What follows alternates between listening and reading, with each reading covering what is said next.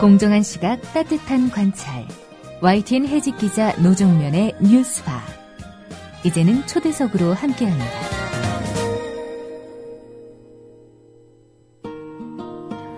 철도노조 파업이 18일째를 맞고 있습니다. 대화와 협상 자체가 실종된 채로 정부는 파업 지도부 검거에 마치 사활이라도 걸겠다는 듯 공권력을 총동원하고 있고, 코레일 사측은 대체 인력 투입을 넘어서 신규 채용에 나서겠다는 입장입니다. 이런 가운데 파업 지도부는 조계사에 들어가서 파업 장기화의 의지를 공식화했습니다. 국회 환경노동위 소속인 민주당 은수미 의원과 이번 사안에 대해 얘기 나눠보겠습니다. 500원으로 즐기는 나만의 커피. 원두 쇼핑몰 헝그리 커피. 최정상급 로스터가 1년 이하 최고급 뉴크롭 생두를 로스팅해 즉시 배송해드립니다. 대량 구매 시 가격이 할인됩니다. 검색창에 헝그리 커피를 검색하세요. 헝그리커피.com. 헝그리 커피에서 원두를 구매하시는 분들께는 차량용 국민TV 스티커 2매를 함께 보내드립니다. 은수미 의원님 안녕하세요. 예, 안녕하세요. 네. 자, 지난 일요일이요. 민주노총 건물 경찰 진입했을 때 이를 방해한 혐의로 구속영장이 청구됐던 김정훈 전교조 위원장. 네. 구속영장 청구가 기각됐더군요. 네네. 네. 혹시 검찰이 재청구할 것으로 보시는지요? 재청구할 가능성도 없지 않습니다만, 네. 이 사안 자체가 구속영장을 신청한다는 게 굉장히 우스운 사안이거든요. 예를 들어서 장가간 아들이 부모님 댁에 갔는데 사람 잡겠다면서 무장한 사람들이 5,500여 명씩 들이닥쳤다 칩시다. 그러면 맘대로 하세요 하면서 분탕질 치게 놔두고 있겠습니까? 아니면 안 된다고 저항을 하겠습니까? 5,500여 명 앞에서 한 개인이 무엇을 할 수 있겠습니까만 저라도 저항했을 거라고 생각합니다. 이러한 사회적 상식, 국민적 상식에 비추어 보아서도 네. 어쩔 수 없었던 사안인데 이것을 무리하게 구속영장까지 신청한다는 것은 사실은 이건 철도 파업에 대한 탄압뿐만 아니라 전교조에 대한 탄압으로까지 이어지는 그런 굉장히 무리한 일이라서 저는 경찰이 더 이상 구속영장 신청을 하지 않기를 원합니다. 예. 당일 연행됐던 130여 명의 연행자들은 다 풀려난 건가요, 그러면? 지금 제가 이 보고를 아직 제대로 받지 못했습니다만 48시간, 그러니까 구속 시한이 48시간이기 때문에 거의 다 풀려난 것으로 알고 있습니다. 네. 22일 민주노총 본부 진입의 불법성에 대해서는 여러 차례 말씀을 여러분들로부터 들어서요. 그 부분은 좀 넘어가도록 하고요. 네네. 지금 조계사 상황 좀 여쭤보겠습니다. 네. 경찰이 조계사를 에워싸고 있는 상황인가요? 네네, 그렇습니다. 그 안에는 정확하게 누가 계시는 겁니까? 지금 박종만 수석 부의장님 비롯해서 정확하게 4분이 있는 것으로 노조 측에서 발표를 했고요. 네. 다른 지도부들은 지금 현재 어디 계신지는 아직 알지 못하고 있습니다. 네. 조계사 공식 입장이 나왔습니까? 네, 나왔습니다. 보호하겠노라라고 지금 말씀을 하신 걸로 알고 있습니다. 아, 보호하겠다. 네. 네. 일부 언론에서 신도들이 나가라고 그러고 있다는데. 과거에 87년에도 명동성당에 몸을 의탁한 시민들이 계셨습니다. 네. 그 당시에도 신자분들 일부께서 곤란하다 나가라라고 얘기를 했지만 전체적으로 의견은 보호를 해야 된다는 입장이었고 저는 조계사도 그와 유사한 역사와 전통을 가지고 있는 것으로 알고 있습니다. 네. 그래서 무리하게 내보내면 당연히 구속되고 심각한 문제가 생길 것을 알고 있기 때문에 네. 저는 일부 신도께서 굉장히 불편하시다라는 점은 알고 있으나 전체적으로는 조계사가 당분간 보호를 해주실 것으로 믿고요. 그런 의견을 민주당 의원들도 방문해서 전달할 예정입니다. 네. 오늘 조계사에 가시는 건가요? 오늘 지금 함께 가자고 말씀들을 하고 있습니다. 네. 조금 전에 박태만 수석 부위원장을 비롯해서 4분이 그 조계사 안에 계시다고 했는데 김명환 위원장의 소재는 아직 모르시는 거죠? 모르고요. 네. 안다 하더라도 알려드릴 수는 없겠죠? 네. 뭐 조만간 네. 그 철도노조 측에서 발표한 것입니다만 조만간 네. 지도부가 공식적인 입장을 네. 모습을 드러내서 발표할 거다라는 얘기를 했기 때문에 네. 뭐 지금 박태만 수석 부위원장이 어제 기자회견에 나온 것처럼 김명환 위원장도 곧 나오지 않을까요? 그건 저는 뭐 그건 노조의 결정이고요. 네. 다만 노조가 어떠한 발표를 하기 전에라도 네. 정치가 이렇게 실종되면 안 되잖아요. 그래서 정치권에서 이 사회적 대화를 할 수 있도록 최소한 국회에서라도 사회적 대화를 할 수 있도록 지금 지속적으로 노력을 하고 있습니다. 네, 그러니까 오늘 조계사 방문하는 것도 그 노력의 일환이겠군요. 네네. 네, 그럼 가면 종단 지도자들을 만나시는 겁니까? 지금 그럴 예정입니다만 그러니까 몇 분 의원들하고 의논 중이라서요. 네. 어떻게 할지 시기는 어떻게 할지 어떤 내용을 전달할지는 좀 논의하고 있습니다. 네, 아무래도 가면은 자승 총무원장을 만나고 오지 그렇죠. 않겠습니까? 그러면 민주당에서도 이 종단 대표자를 만나면은 뭐라고 할까요? 좀 비중 다들 뭐 다 헌법기관이니까 중요한 분들이지만 그래도 이 문제의 사안을 강조하기 위해서라도 당 지도부에서도 좀 가셔야 되는 게 아닌가 이런 의견들이 있더군요. 저는 개인적으로 그렇게 생각하고 있습니다. 네. 당 지도부께서 그러니까 저희 뭐 일부 초선 의원들이나 이런 사람들이 방문하는 것 이상으로 중요한 것이 민주당 지도부가 네. 방문해서 전 사실 조계사한테 상당히 미안합니다. 왜냐하면 오직하면 종교 쪽으로 가셨겠습니까? 사실은 국회에 의탁을 하셔야 되는 거죠. 국민의 대표이고 또한 이분들도 저희들을 뽑아주신 분들입니다. 네.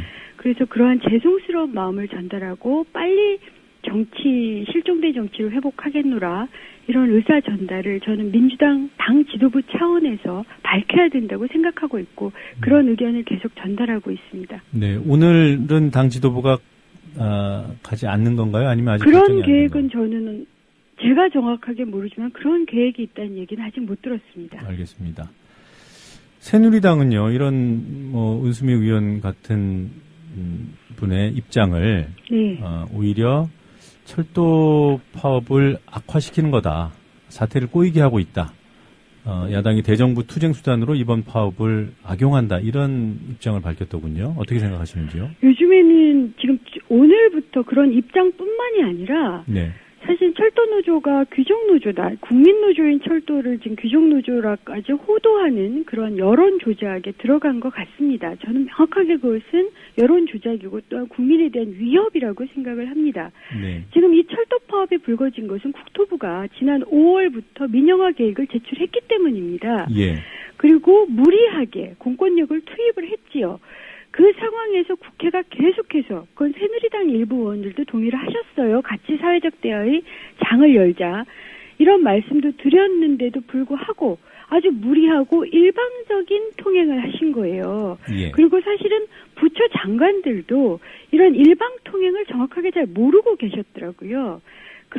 그렇기 때문에 저희들은 그러한 일방 통행을 하지 말고 대화로 나서서 파업을 조기에 종결시키자라고 국민이 원하시는 바대로 요구를 하는 건데 네. 그것을 가지고 어느 쪽을 지지한다라고 얘기를 하시는 것은 사실은 청와대의 일방통행에 대해서 새누리당이 단 한 번도 노후를 하지 않고 길을 열어주는 격입니다. 새누리당은 역사에 책임지셔야 될 겁니다. 예. 글쎄요, 지금 일부 행정부처에서는 그런 일방통행을 몰랐을 거라 그러셨는데 과연 몰랐을까요? 아니, 저희가 일단 고용부는 몰랐습니다. 그래요. 국회에서 따졌어요. 네. 그랬더니 사전에 보고된 바 없다. 심지어는 그동안 지속적으로 만나왔다 이런 말씀들을 하셔서 자료를 제출하라고 그랬습니다. 언제, 누구를 만났고 어떤 내용으로 대화를 조율을 했는지 아무런 자료를 지금까지 3일째 내놓지 않고 있고요. 네. 특히 공권력이 투입됐던 그날 그 고용부 실국장뿐만 아니라 담당 과장도 현장에 안 나갔습니다. 네. 이 정도라면 그리고 심지어는 지난 16일 날 그 관계부처 합동회의라고 그래가지고 일종의 공안회의인 거죠. 예. 이런데 이곳에 고용부 담당자가 참석은 한 것은 확인이 됐는데 그 내용조차 고용부 장관이 보고를 못 받았노라고 저희한테 얘기를 했거든요. 네. 그럼 최소한 고용부 장관은 보고받지 못했습니다. 지금 불법 파업이라고 선언한 주체 중에 하나가 고용부고요. 네. 불법 파업 여부를 판단하는 것도 고용부인데 그 네. 고용부 장관이 완전히 아무것도 몰랐다? 그러면 이건 일방통행에 대해서 최소한 한 개 부처 이상의 장관은 전혀 모르고 있었다라고 봐야죠. 글쎄요, 관심이 없는 게 아닌가 싶은데 그 모르는 상태로 어떻게 그 대국민 담화문을 발표하는 자리에 설 수 있습니까? 관심이 아니라 예스맨인 거죠. 고용부는 사실은 이건 고용부로서의 자기 직무를 하지 않았습니다. 그래서 제가 고용부 장관 사퇴하시라고 말씀을 드렸어요. 이렇게 고용부의 위상을 하락시키는 분이 지금 그 자리에 앉아있고 또한 노사정의 사회적 대화를 주도해야 할 고용부가 사전 보고조차도 받지 못하고 현장에도 없었다? 이건 그냥 청와대의 지시에 따르는, 청와대가 지시하니 뭐 나는 사인이나 해주고 이러면서 성명서 발표를 하신 거죠. 예, 그 문제는 그 좀 말씀을 듣도록 하고요. 네. 조금 전에 그 국민노조인 철도노조를 귀족노조로 낙인 찍어서 이렇게 압박을 강화하는 것이 본격화되고 있다라는 취지의 말씀을 하셨는데요. 네. 철도노조는 어떤 면에서 국민노조인가요? 철도노조가 파업을 그동안 해왔었습니다. 네. 제가 가장 아프게 기억하는 게 2009년 파업이에요. 예. 2009년 파업 역시 공공성 파업이었습니다. 철도노조는 그동안의 역사를 보면 자기 밥그릇 챙기기가 아니라 국민의 밥그릇을 챙기기 위해서 그리고 국민의 안전을 위한 파업을 꽤 했었는데요. 네. 2009년인 그 이명박 정권 때도 사실은 파업을 했었습니다. 그런데 그 파업조차도, 그러니까 공공성을 위한 파업조차도 불법이라고 해가지고 수많은 사람들이 해고가 되고 또한 직위해제를 당했습니다. 네. 그럼에도 불구하고 굽히질 않으세요. 왜냐하면 이분들은 이 몸속에 제가 DNA에 각인이 돼 있다라고 생각을 하는데 만나뵈면 철도는 안전해야 된다. 철도는 국민의 것이다. 이런 사고가 굉장히 확실하고요. 네. 그다음 두 번째로 올해도 제가 철도 기관사분 장례식에 갔습니다만 이분들이 이 공황장애를 아주 심하게 겪고 계세요. 계속 어두운 터널에 쉬지 않고 일을 하고 계시기 때문에 어두운 터널 속에서 네. 결국 공황장애로 자살을 하시는 분들이 연이어지고 있습니다. 네. 그 당시 그 장례식장에서도 목소리를 굉장히 높이실만 한데도 사실은 이 조속한 해결, 특히 유가족을 위한 해결 정도를 요구하시면서 목소리를 낮추시더라고요. 네. 그런 역사를 가지신 분이고요. 그 다음에 제가 가장 많이 기억을 하고 있는 게 2005년, 6년 혹시 KTX 여승무원 사건이라는 걸 아실지 모르겠는데 네. 여승무원들을 직접 고용하겠노라고 하고 불법 파견을 한 사례입니다. 근데 당시 노무현 정부 때도 이것이 직접 고용이 이루어지지 않았습니다만 이 철도 이 여승무원들이 노조원이 아니었어요. 예. 이분들의 숙식을 제공하고 생활비까지 약 1억 원 정도를 계속 지출을 하셨던 걸로 기억을 하고 있습니다. 결국은 버티지 못하고 졌습니다만 우리나라 법에 정규직 노조가 비정규직 노조 혹은 비정규직 노동자를 위해서 동조 파업을 하거나 연대를 하면 사실은 불법입니다. 예. 그럼에도 불구하고 그런 지원을 아끼지 않으신 참 그런 오랜 공공성의 역사, 연대 역사를 가진 분들입니다. 이런 사람들을 국민노조라고 부르지 누구를 국민노조라고 부르겠습니까? 오늘 일부 실문에 뭐 약속이나 한듯이 나온 것이 뭐 자동 승진, 전보 제한 등의 합의를 노사가 그동안 해왔기 때문에 이른바 철밥통을 지키기 위한 파업을 하는 것이다. 그런 기득권을 놓지 않기 위해서 이렇게 뭐라고 할까요? 좀 강한 파업을 하는 거다. 뭐 이런 식의 보도들이 나왔던데요. 이게 말이 안 되는 게요. 지난 4월에 저희 환노위에서 최소한 정년은 60세 이상이어야 된다. 예. 그 이전에는 해고하면 안 된다라는 법을 통과시켰고 다수의 국민들이 동의를 하셨어요. 예. 그렇다면 만약 해고하지 않고 계속 60세 이상까지 일을 하게 하는 이 법은 철밥통 법이 되게요? 그렇지 않잖아요. 지금 노령화도 굉장히 가속화되고 있는 상황에서 최소한 괜찮은 일자리에서 지속적으로 일하실 수 있는 기회를 보장하고 나이가 드셨더라도 그분들이 헌신할 수 있는 기회를 보장해야 하는 것이 사회적 저는 합의라고 생각을 합니다. 그리고 그에 준해서 철도도 운영이 되고 있고요. 그 다음에 한국이 그러니까 1997년 이후에 성과 평가가 굉장히 심각해졌어요. 예. 철도도 마찬가지입니다. 그런 것에서 자유로울 수 있는 노동자는, 일하는 시민은 단 한 사람도 없습니다. 거기다가 이분들의 인건비가 전체 이 공공 부분에 있어서 높지도 않아요. 어느 정도 됩니까? 지금 정부 발표로는 한 평균 6,800만 원 정도라고 이렇게 하고 있고요. 노조도 평균 6천만 원 정도의 연봉이라고 하는데, 우리나라가요, 지금 국민소득 한 2만 5천 달러 정도 되는 나라입니다. 그리고 4만 달러를 지금 목표로 하고 있는데, 국민소득이 2만 5천 달러 정도가 되려면, 혹은 이 평균 연봉, 그러니까 평균적인 연봉이 4, 5천 이상은 돼야 되고요. 4만 달러가 넘으려면 평균 연봉이 7, 8천이 돼야 되는 나라입니다.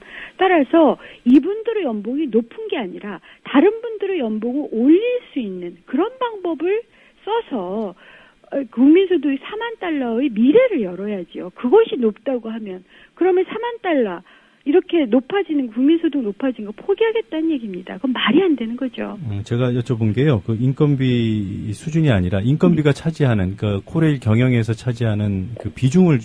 공공 서비스는요, 이거 제조업하고 다릅니다. 네. 우선 공기업 전체, 제가 이건 2010년 정도에 평가했었던 걸로 보는데요, 공공 부분 전체에서 인건비 비중은 약 5% 정도밖에 안 됩니다. 네.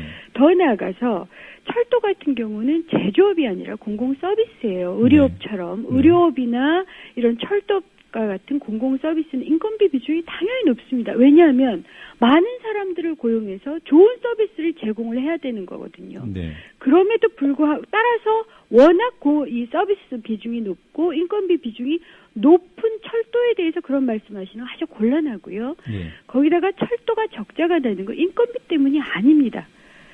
원래 철도의 교통비를 낮추는 것을 정부가 그동안 두 가지 이유 때문에 계속해왔어요. 하나는 복지 차원입니다. 네. 교통비를 낮추는 건 시민들한테 복지거든요. 네. 대신 그것이 적자로 되는 것은 정부가 보존해 주겠노라. 이게 하나의 정책이었고요. 네. 두 번째로 화물 운송료가 낮으니까 기업이 경쟁력이 높아지고 국가 경쟁력도 높아지는 거거든요. 네. 그래서 경쟁력 차원에서도 운임을 낮추고 대신 그걸 정부 지원하겠노라. 이것이 정부 정책이었어요. 네. 이걸 지금 민영화를 통해서 그러니까 기업에게 지금 이윤을 넘겨주려고 하는데, 그렇다 하더라도 이 교통비를 인상하지 않겠다고 하면 적자폭은 계속되고 되는 겁니다.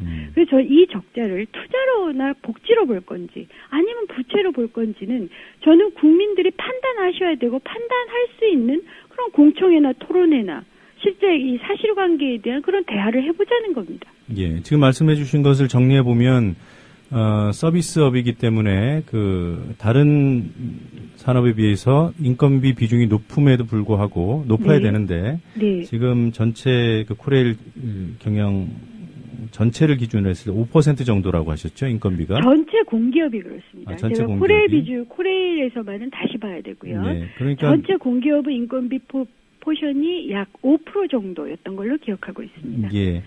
여하튼 인건비 비중이 높다고 해도 서비스업의 특성상 높다고 비판할 수 없는데, 그것이 마치 그 공기업 전체 방만 경영의 원흉인 것처럼, 근본 원인인 것처럼 이렇게 꼭 집어서 얘기하는 것은 타당치 못하다. 타당하지 못할 뿐만 아니라요, 이건 사기입니다. 네. 왜냐하면 지금까지 정부는 항상, 혹은 기업은 노동자 임금 때문에 나라 망하고 기업 망한다는 소리를 그렇게 해왔습니다만, 지금 우리나라 한 20년의 역사를 되돌아보면 네. 임금 때문에 망한 적 있습니까? 없습니다. 기업의 경영상의 잘못으로 매번 망해요. 그리고 그것 때문에 노동자들은 자기 책임도 아닌데 정리해골 당해온 거 아니겠습니까? 예. 그래서 이것은 저는 정말 국민을 호도하고 노동자를 무시하는 그러한 사기라고 생각합니다. 네, 그리고 그 코레일 부채, 막대한 부채의 상당 부분이 뭐 공항철도 문제라든가 정부 정책 실패에서 비롯됐다라는. 두 가지입니다. 정부 정책 실패가 하나가 있고요. 네. 예를 들어서 LH 공사 같은 경우 팔리지 않는 임대 아파트를 자기가 떠안았거든요. 예. 그다음에 수자원공사 같은 경우는 4대강 그 부채를 떠안은 겁니다. 네. 전력공사는 낮은 전기요금을 떠안은 거고요. 네. 그다음에 철도공사 같은 경우는 원래 생산비가 100원인데 그것을 한 78원 정도의 교통비를 책정을 하고 있거든요. 네. 그러한 복지 차원을 시민의 발을 편안하게 하려는 복지 차원의 비용을 자기가 떠안은 겁니다. 네.